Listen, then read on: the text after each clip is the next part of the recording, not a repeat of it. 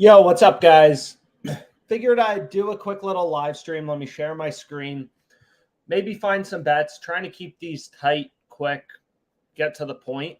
So this play I already gave out on Twitter, but I locked it in. George Kirby under 6.5 strikeouts. This plays on Fliff. Fliff is a cool sports book because it's located, basically everywhere in the U.S. I say this in every live stream, but there's tons of sports books you may use, like FanDuel, whatever. But based on where you're located, you're going to see, different sports books are available. So, for example, there's a really good play on FanDuel. I don't have access to FanDuel right now, right? They're boosting, or not boosting. They have this Zach McKinstry guy over 1.5 hits at plus 170. I mean, literally every other sports book is pricing this around plus 140. So if I were in a state that, FanDuel were legal, I would hit this bet.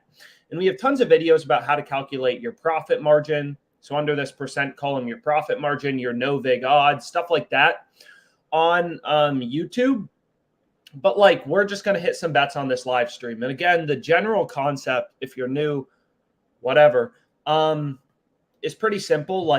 You may think sports betting, but DraftKings is $1 billion company. You're not going to outmodel them. $1 billion company, more engineers, better data feeds, better resources than you. It's not the way you're going to beat sports books. That's what 99% of sports bettors try to do, create their own model or, their intuition. And realistically, that's not going to make you money. The way you make money is you find discrepancies, pricing discrepancies in the market. We know DraftKings is smart, Caesars is smart. All these books are data points. They're all pricing this around plus 140. FanDuel's pricing this at plus 170. A lot of value, right? The average line across the market is plus 143. We're getting plus 170 on FanDuel. So pretty simple concept. Finding value in the market, whatever. So you can see here, there's some good bets on FanDuel. More sports books you have, the better. But let's go over to take a look at some plays. So where do we want to start? Maybe we start on, ParlayPlay. Why not? So we can start on this platform, ParlayPlay, which is a new book I use. I've been giving out a lot of plays on it. So we're adding some new sports right now. So you can see Big 3 has been added to Odds Jam. And I've explained before, you may be oh, I don't know anything about, Big 3. It's not about Big 3, right? It's about understanding the data. It's about, finding value in the market. So for example, we've been placing a lot of esports bets. Probably not a lot of people know much about esports, but you should be betting on it. And the reason you should be betting on it is everyone likes the NFL, is right. In esports, there's dozens of games a day, all throughout the day. I mean, tens of thousands of different lines on each sports book. All these books, right? This is what's so interesting about sports betting. All these books set lines independently, right? You think about, the price of Facebook stock. It's $306. Looks like it's getting killed today. Mark Zuckerberg losing a lot of money. But there's one price. If you go to Fidelity, Robinhood, E-Trade, you're going to see the price is roughly 306, 49. Maybe some different fees on the platforms. But you're not going to see a stock worth 140 on Fidelity, 170, on E-Trade. That's why sports betting is so crazy. And another reason it's crazy is you got to remember you're betting on games that are today, right? So if you can have a 2% ROI on your bets, let's say in the MLB, you're betting on games that are, today. In general, maybe you can place a bet for tomorrow, but whatever, you get the point. So if you could earn a 4% ROI on your bets, 4% a day, 30 days in a month, it adds up pretty quickly. So that's the power of having an edge in sports betting and why you can make some serious cash doing it. So what we can do is we can look for some plays on ParlayPlay. So again, we can take a look at this player.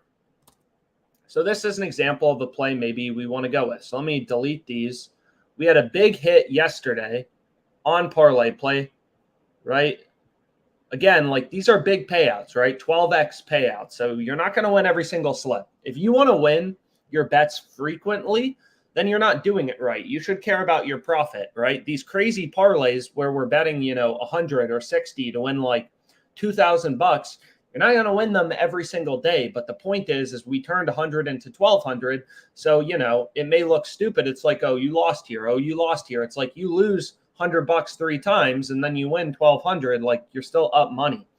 So what we can do is we can just try to look for some plays. So we can take a look at this Barbosa player, right? So you may be like, I don't know anything about the big three. And maybe you don't, but there's a lot of inefficiencies in the market. Everyone tries to make money betting on the NFL. What you got to remember is all the sports books watch their lines like a hawk, right? So like good luck betting on the NFL.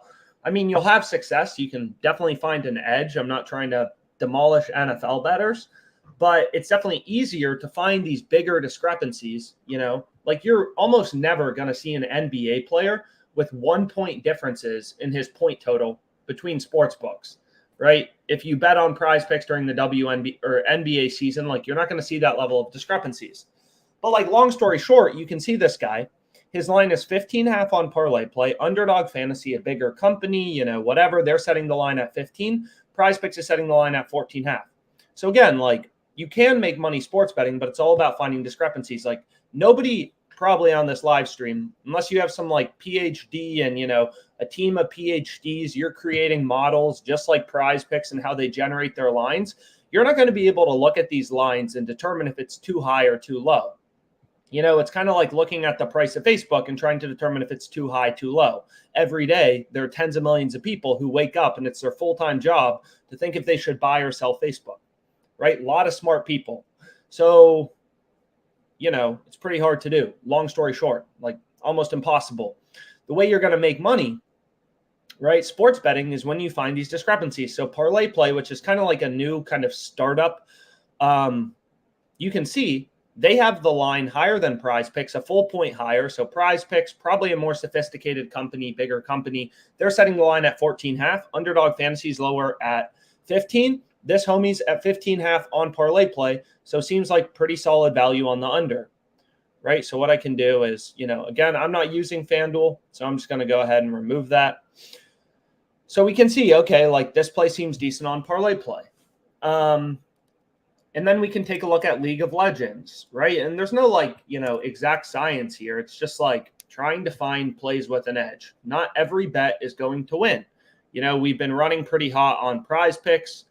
You can see here, looks like some of these players are DNPing. But in general, so I'm not sure if my open bets are doing that good, but we're looking pretty hot, right? Like on these platforms. We've been running at least overall pretty good. I mean, a lot of these Taco Tuesdays cashing, turning stuff into money, not winning every bet, $50 to $100. So a lot of people, right, this is a 2x payout. We're not going to win every bet, but when you're finding plays with an edge, you win long term.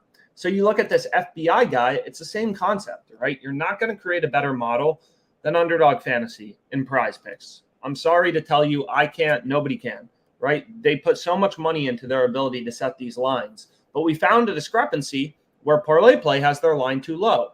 It's kind of like if your friend told you, hey, I don't like Facebook anymore, I'll give you the stock for $200. You would probably want to buy it because it's trading in the market at $306.91.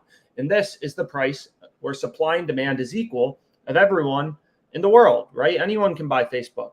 So people wake up every day, every hedge fund, every, smart person with a model. Is Facebook too high or too low? So you don't have to know anything about Facebook, right? If your friend let you buy it for $200, you'd be an idiot not to take it from him.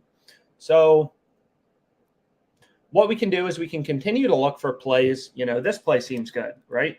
Not like, doing anything crazy here. So different games, his line's 5, right, on ParlayPlay. Underdog Fantasy has his line at 5.5. So it's like, okay. And again, this tool is just the fantasy optimizer. It really doesn't do anything that complicated. Like all it's doing is reading in tens of thousands of odds in real time from each sports book and pointing out value.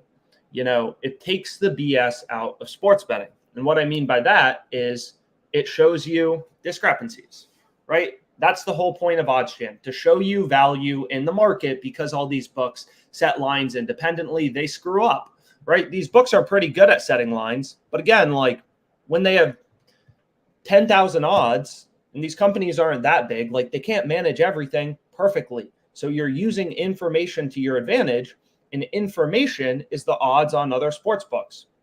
So we can see here, and sometimes I like to refresh it, try to see if there's any new plays available, any new plays that become available. And again, lines are always moving, right? So some great bets, they're not going to last forever. I mean, the price of a stock changes. Clearly something bad happened to Facebook today. I don't know why it's down, but I don't know. But long story short, it's down 3% today. The market has adjusted to new information. Maybe Mark Zuckerberg, did something stupid. Who knows? Maybe they didn't make a lot of money last month. Who knows, right? But the stock price is down, and that's information we have. So here's another one that seems like a decent edge. I'm not even going to try to pronounce that name, King V. Some of these esports players, the names they select is pretty incredible. But Underdog Fantasy, right, their model in sportsbooks, again, they're moving around lines due to supply and demand, right? Lineup changes, everything like that is priced into the market, right? Just if the economy is doing well, that'll be baked into stock prices. It's not like everyone else just doesn't know that information. Weather changes, all that stuff moves sportsbook odds. If everyone comes in and starts hammering this guy's under, all the sharp action, all the demand is for the under, the same way a stock price will go up from 306 to maybe 310 or whatever, right? It's the same thing here, right? If everyone starts slamming the under, right, sportsbooks are going to move odds in favor of the under. Sportsbooks are constantly moving odds. A lot of people think this is a static market, which isn't true. But you're going to see this King V guy, right? His line on ParlayPlay, which makes us a fourth pick, his 37.5. Underdog Fantasy, they're saying no, 34.5. And it's okay. So then we head over to PrizePicks, right? And I think this is CSGO.